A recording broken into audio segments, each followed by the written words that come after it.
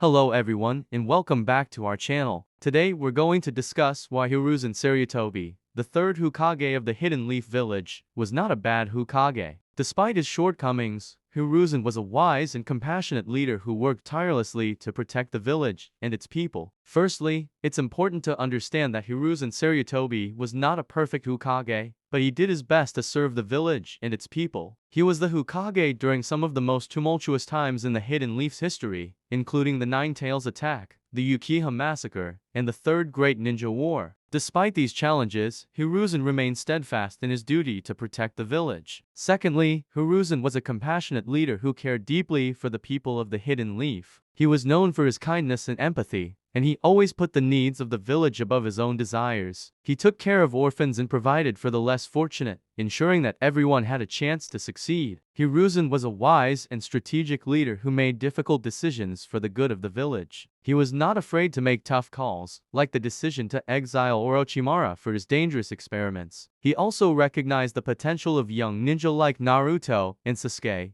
and worked to train and guide them to become powerful allies of the village. It's important to recognize that Hiruzen was dealt a difficult hand when he became Hokage. He inherited a village that was still reeling from the Nine Tails attack and struggling to rebuild. He also had to deal with political turmoil and betrayal from within his own village. Despite all of this, he remained committed to the Hidden Leaf and worked tirelessly to protect it. And upon all that, Naruto fans think he's the worst Hokage. And one of the reasons why fans think Hiruzen was the worst Hokage was because he didn't take good care of Naruto like he promised to Minato and Kushina before they died. Kushina Uzumaki's dying wish in Naruto was for Hiruzen Sarutobi to look after her newborn, but the third Hokage ended up mostly absent from Naruto's life. Thanks to the actions of Obito Uchiha, Kushina and Minato had little time with their son. To save the lives of not just Naruto, but the entire Leaf Village, the fourth Hokage and the former Jinchuriki had to sacrifice their lives while also sealing the Nine-Tails spirit in their son. Already anticipating all the struggles an orphan Jinchuriki would have in life,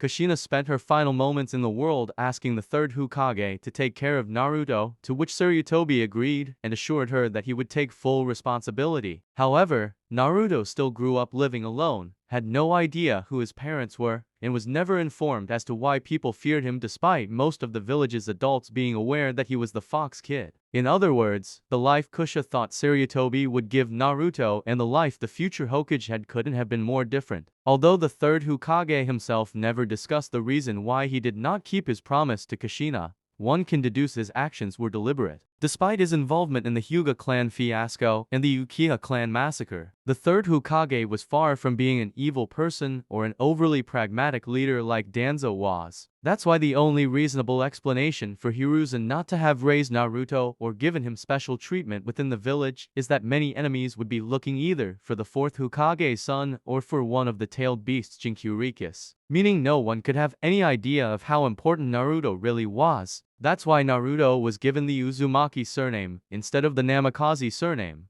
and why no one who knew about Naruto being the Fox's host was allowed to discuss it. Protecting Naruto from threats from outside the village made sense, especially considering the Akatsuki was already coming to be, and this helps to understand some of why the third Hokage did what he did. That said, whether Sarutobi's decision was worth it is debatable. Naruto had to grow up with the pain of not knowing anything about his parents, the loneliness of being an orphan with no other relatives in the world, and the hatred and prejudice of the entire village. Had it not been for Naruto's unshakable spirit and his dream of becoming Hokage, the character could have walked a very different path, and Naruto could have become like Gaara, a violent, resentful Jinchuriki who hated everyone around him. Considering that by the time Naruto was 13 the Akatsuki was already after him, Sarutobi's plan might have been redundant after all. Hiruzen Sarutobi failed to give Naruto the life Kushina had asked for, but the third Hokage at least ensured the boy's safety until he could become a genin. Sarutobi also placed Naruto under Kakashi's care, granting the fourth Hokage's son arguably the best Chunin team in the Naruto universe. Like all of the third Hokage's other decisions,